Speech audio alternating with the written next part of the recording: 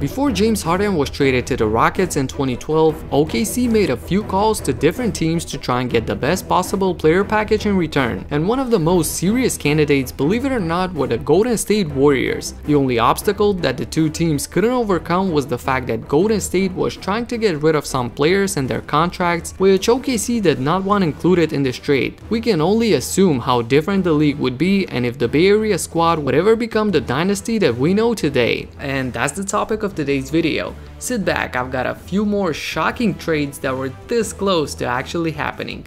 What up everybody, my name is Stefan and this is Heat Check. Let's get into it. Speaking of dynasties, you'll be staggered to find out that Tim Duncan already had most things agreed upon with the Orlando Magic. Back when Grant Hill was there, Tracy McGrady was entering his prime and Doc Rivers was the coach. Imagine adding possibly the best power forward of all time to this team. And this super team never happened, possibly because of one single thing that Doc Rivers said. Here's the story that Grant Hill told on ESPN. I was at the dinner with Tim Duncan when someone in Tim's entourage asked Doc if significant others can travel on the plane, and Doc said no, and the whole energy at the table went down. My wife was later like, he should have just lied. In the video, you can see T-Mac's pain as he had to hear this story one more time. I guess that's how you ruin a super team in one word. Hey, speaking of super teams, I created one in Raid Shadow Legends, the sponsor of this video. It's a free game on iOS and Android that I've been playing for the last few days, and as you can see, the graphics are awesome. It's super fun to level up your champions with new skills and weapons, kinda like what NBA players do when training. You got beasts like Giannis, defensive protectors like Gobert, this guy with a James Harden beard, and my favorite, the Steph Curry type of shooter. Crispy graphics, dynamic gameplay, and interesting storyline,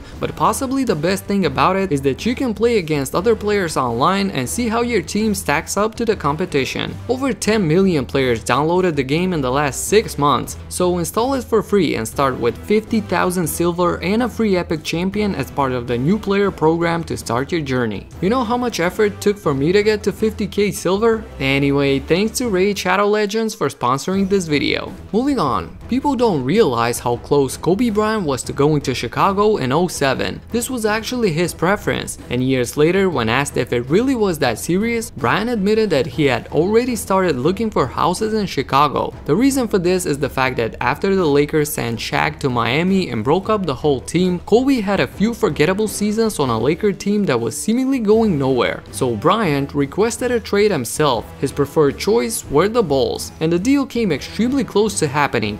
It only came down to Mamba's refusal to go if Luol Deng was included in the transaction, which he was, along with Ben Gordon, Tyrese Thomas, and Joakim Noah. So Kobe thought of Deng as an ideal teammate, and by giving him up, there weren't going to be any valuable pieces left on this team, and we know how this ends. Shortly after, the Lakers managed to get Gasol and eventually win 2 championships. So yeah, Luol Deng and Kobe wanting to play with him at the time is the ultimate reason why he never became a Bull. And speaking of the Lakers, in 1992 they had a deal in place with Philadelphia to get Charles Barkley in his prime. Chuck had a bad relationship with the Sixers organization and wanted out, so when his agent called to tell him the good news, he immediately started drinking in celebration. 3 hours later, LA backed away from the deal at the last moment, so by the time Barkley eventually found out about this, he was completely drunk and had to show up for a game that same night. This has to be one of the craziest turn of events for a trade that didn't go through. And finally, how many of you remember Golden State's owner getting booed from the entire home crowd for trading Monte Ellis to the Milwaukee Bucks?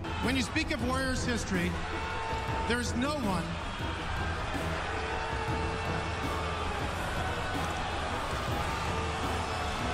The team wanted to break up this undersized backcourt of Curry and Ellis in return for a center like Andrew Bogut, so they went through a few scenarios. One of them included Steph Curry taking the place of Monte, which at the time, if fans had to really choose, I feel like that would have been it. Although shooting has always been there for Steph, his early problems with injuries were a big fear for Golden State and its fans, and ultimately scared the Bucks away as well. 2 seasons after the trade, Milwaukee drafted the Greek Freak, so just imagine a team with a non unstoppable force going to the basket coupled with the best shooter in NBA history. Who knows how different the league would be today if some of these trades happened, but it's always fun to play this game of what if. There are obviously countless more of these, like the infamous CP3 to the Lakers or Tracy McGrady almost becoming teammates with Allen Iverson. The list could go on and on, so that's why I only picked my 5 most interesting trades that came really close but never actually happened.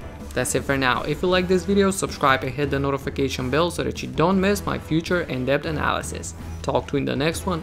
Peace out.